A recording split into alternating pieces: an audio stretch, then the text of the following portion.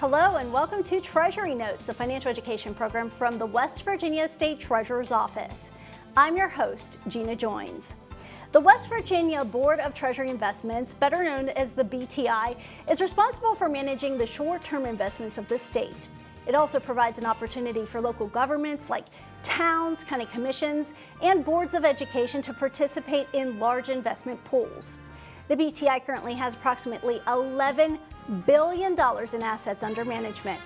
In order for the board to adhere to its investment policy, the BTI works with external consultants and investment managers.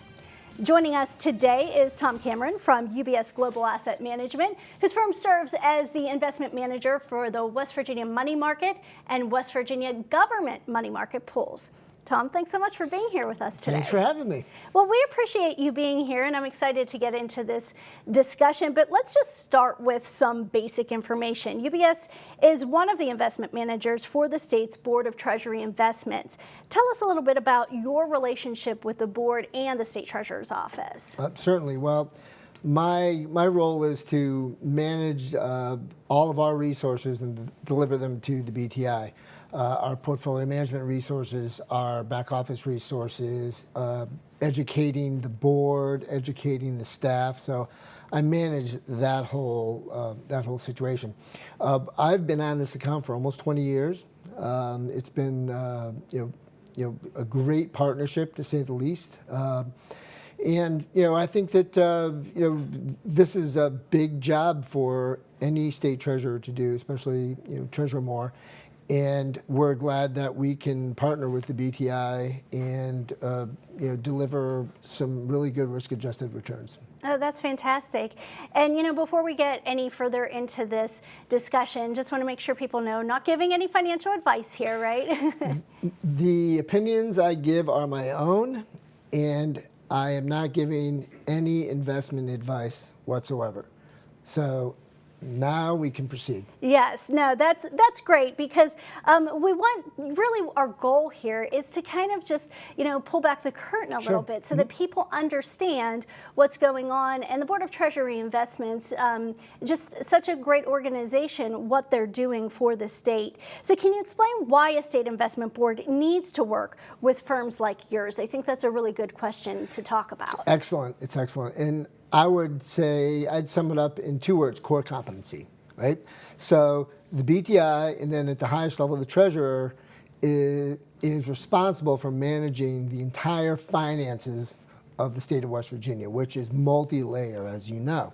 So it is best to outsource or find partners who are experts in managing cash, like we do for the BTI.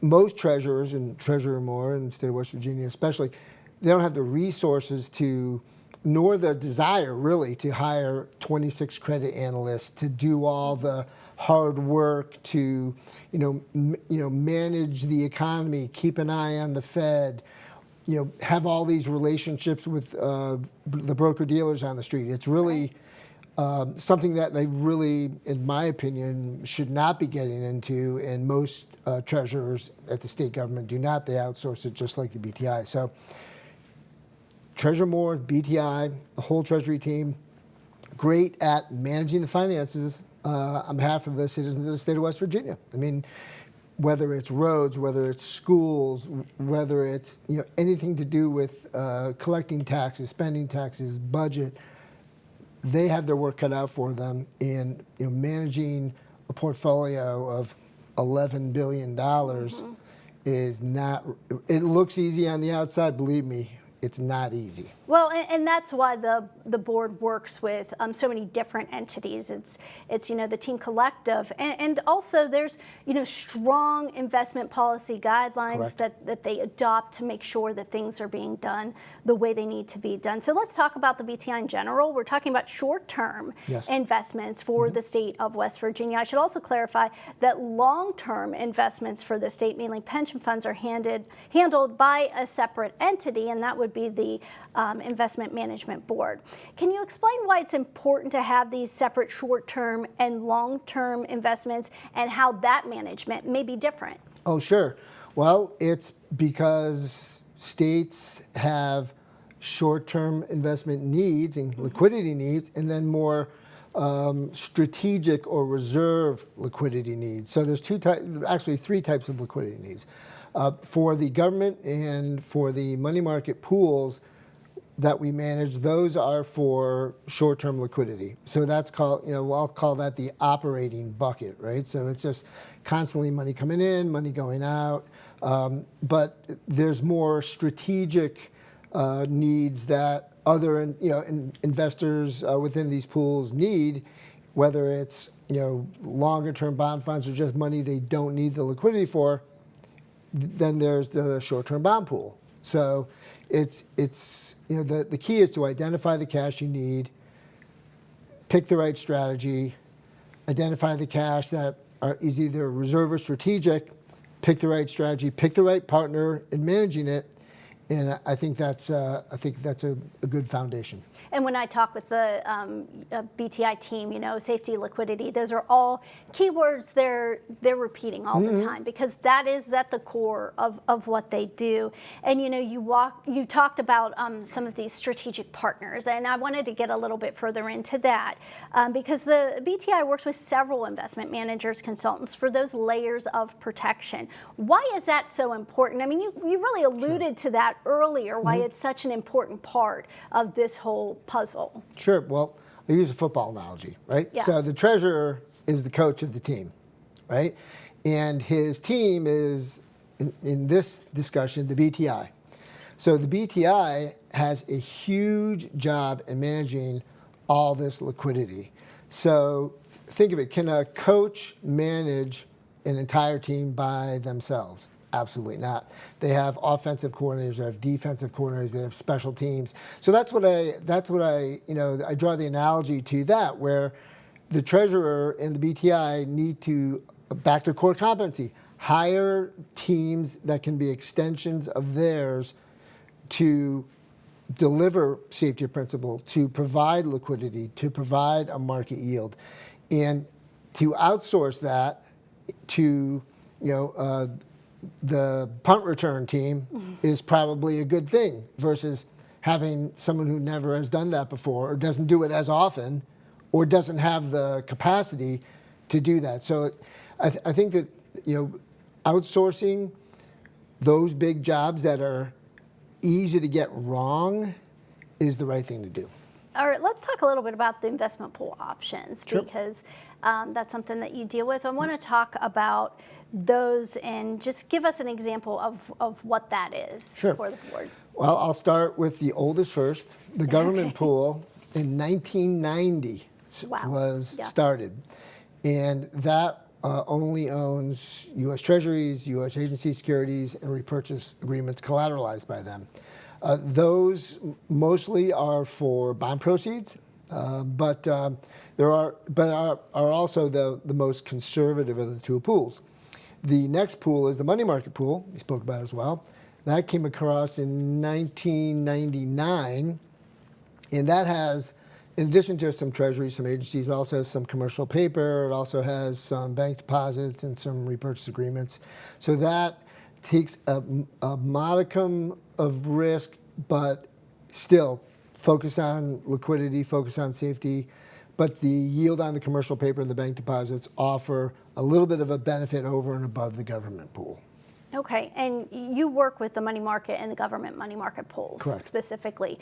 So what factors are you considering when you're making portfolio decisions and when you're talking with the team? Sure. Number one, investment guidelines, investment policy. Yeah. That is the absolute baseline of everything we do for the BTI. Right? So not only is there guidelines and policies, there's also statutory requirements that are woven into that. Sure. So that's, so back to core competencies, that's really hard to do, and oftentimes they change depending on what's going on with the BTI, what's going on with the market. But we focus on investment guidelines first, and then our typical investment philosophy and process and liquidity team, which is top down. We look at what's going on in the yield curve. We look at what's going on with supply, treasury supply, commercial paper supply.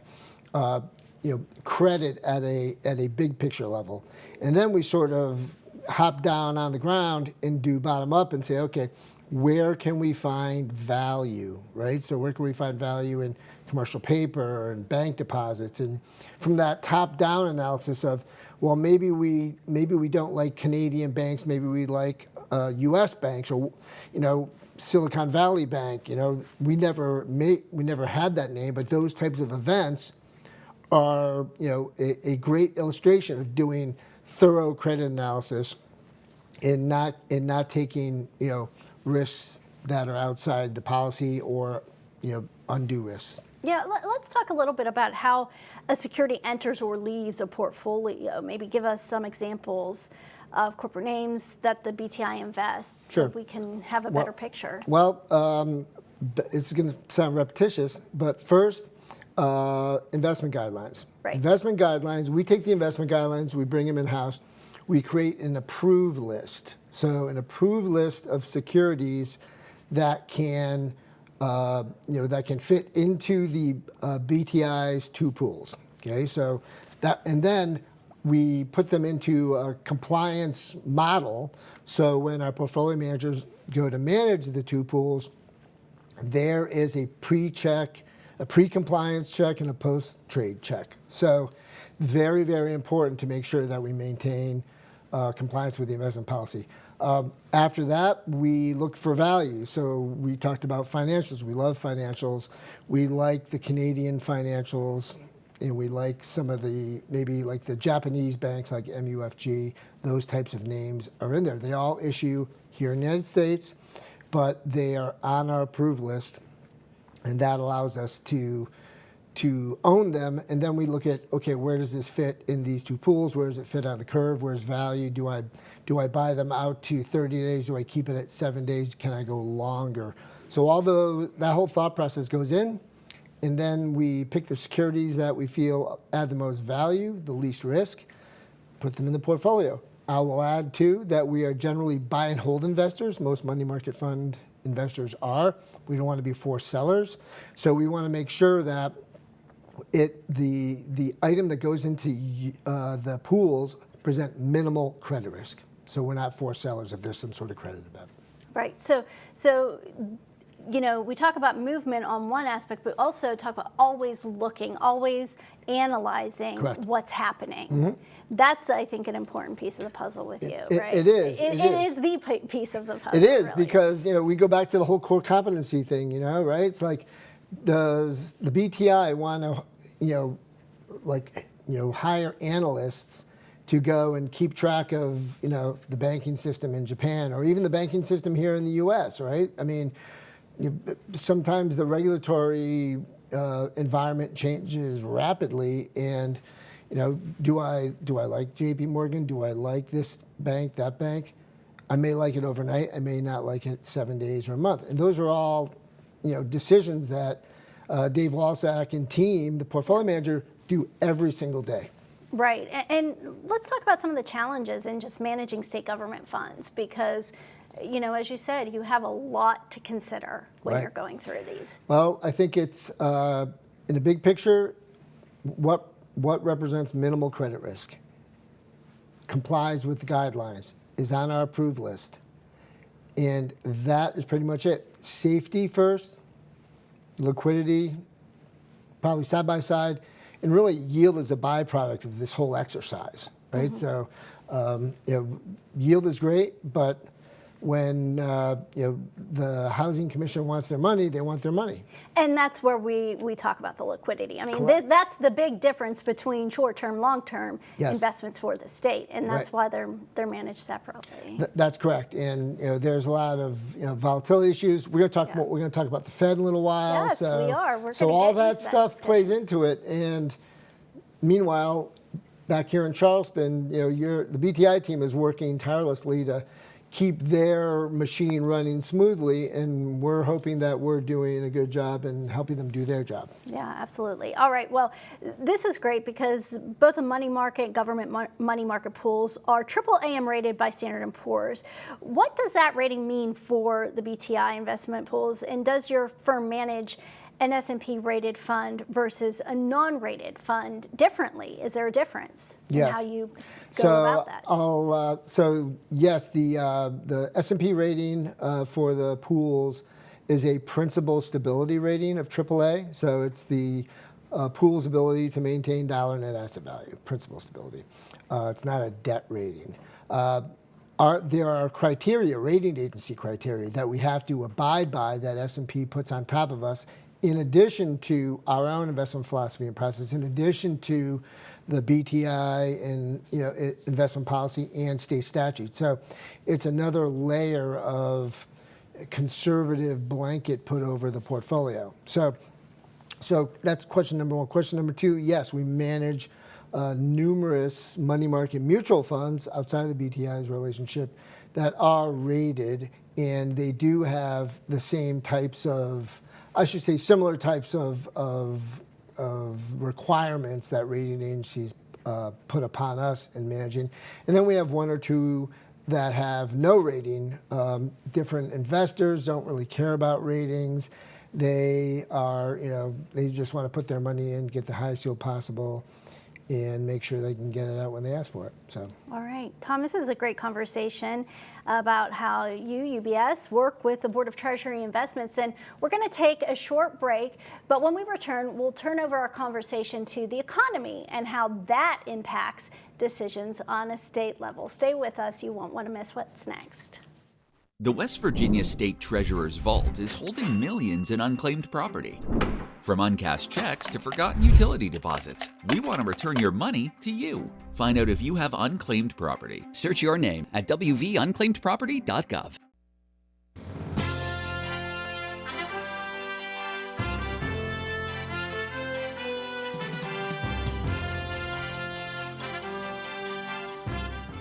Welcome back to Treasury Notes. I'm your host, Gina Joins. We're here today with Tom Cameron of UBS Global Asset Management talking about the BTI, or West Virginia's Board of Treasury Investments. UBS is one of the companies that assists the BTI in managing the state's short-term investments. And Tom, we talked earlier about how the BTI functions. Now I'd like to talk a little bit more about the economy in general, as well as the impact that plays on the BTI's investment decisions. Excellent. So let's get into that. A lot of your recommendations to the state really depend on the economy. So tell me what your thoughts are on the market atmosphere right now and maybe where we're headed. Well, I think that the Fed has done a good job in managing inflation, and that's always a big thing. So I think it seems that inflation is in check. It's always data dependent, but the Fed's patience, and Chairman Powell has said as much, has really paid off. It's worked. So inflation is tame. We have a new president. We have a new political and economic agenda that he has. That we'll talk more about that. But right now we see inflation as in check.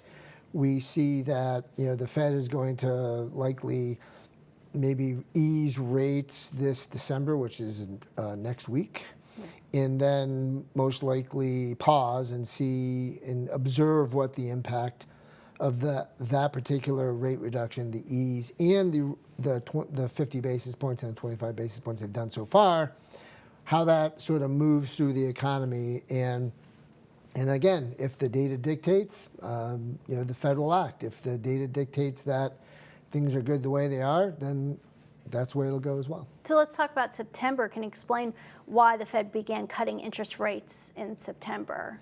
I think that they really wanted to get inflation in check. They did that in a meaningful way, right, with 50 basis points. Now with 75, with 25 last month, again, it's all data dependent. I think there was data to support the 50 basis point move. There was data to support the 25 basis point move. Probably enough data as it came out recently to support another 25 basis point move next week.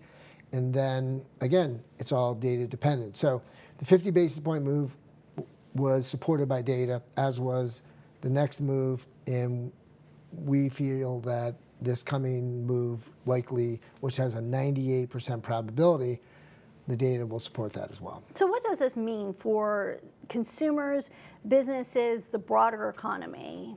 Well, it's interesting because short-term rates have come down, but longer-term rates have actually bubbled up. So what does that mean? Near term, you'll have lower savings rates perhaps.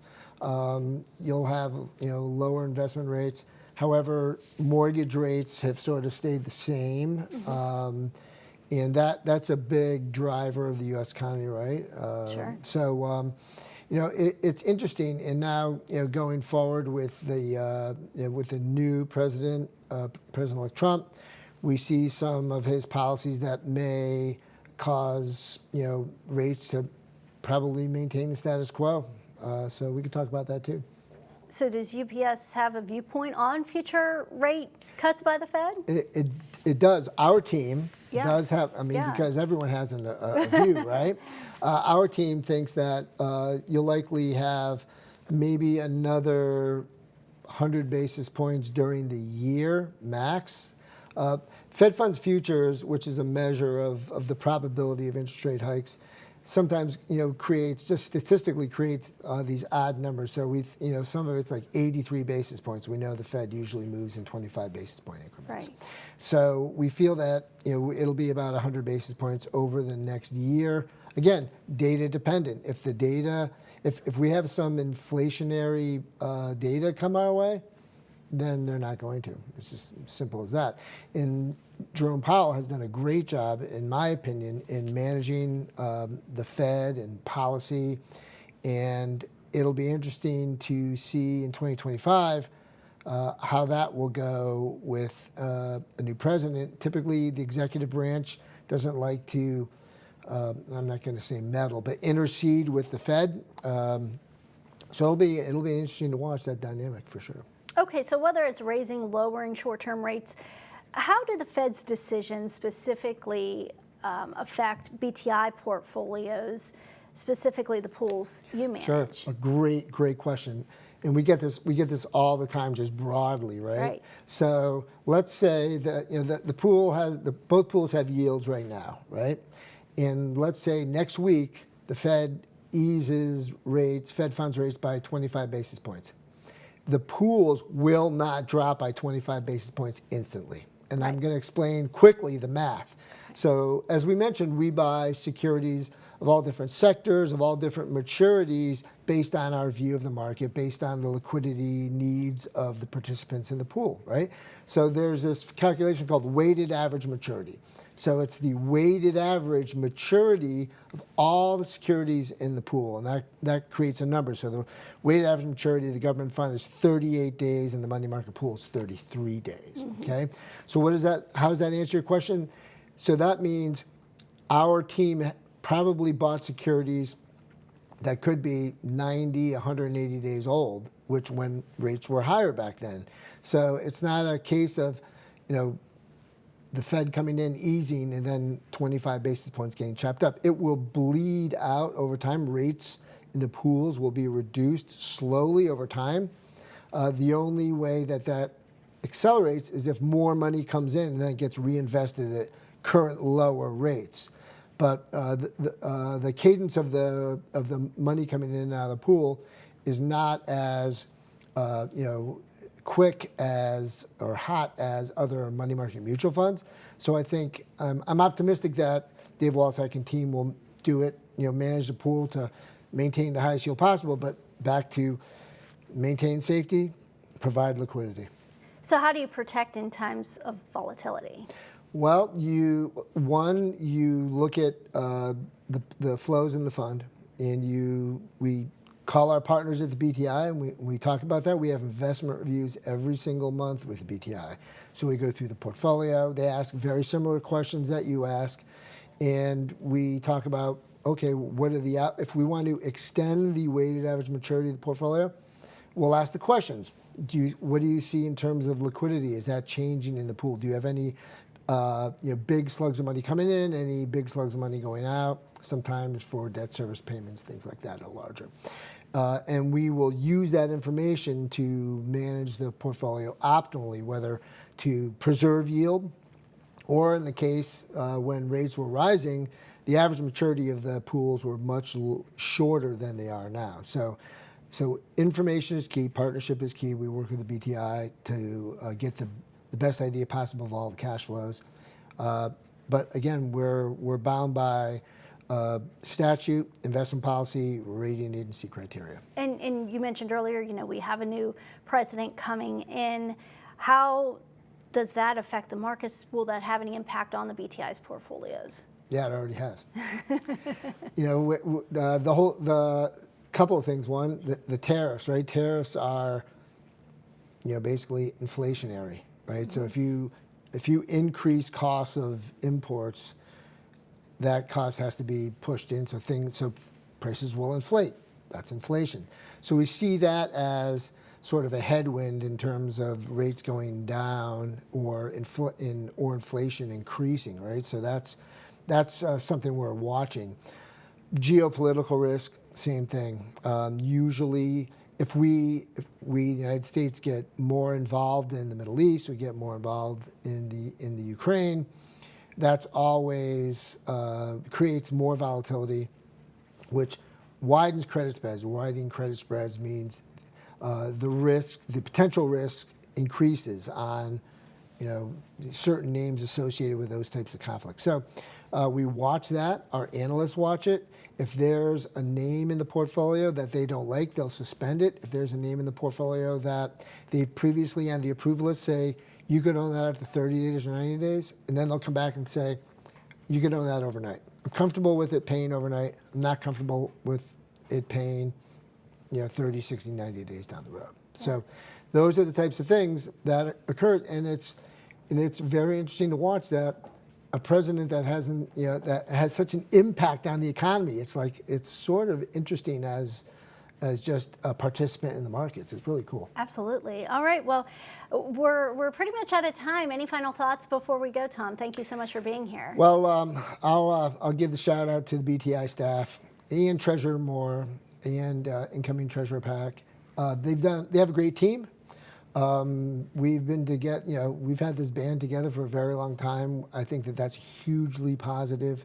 The one thing that I'll close out with is the debt ceiling. Mm-hmm. So we all we've been through, when I say we, that's the BTI and our team, have been through a couple of debt ceilings. The last one was probably the more memorable ones.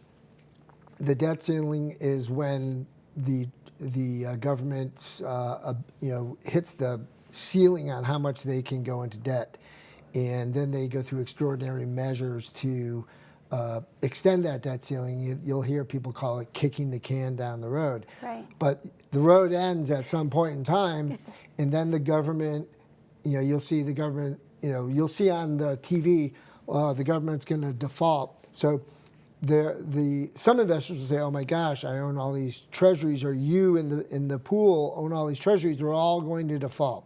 Thank you so much, Tom, and thank you for being with us today, keeping you informed on the Library Television Network. I'm Gina Joins with the West Virginia State Treasurer's Office.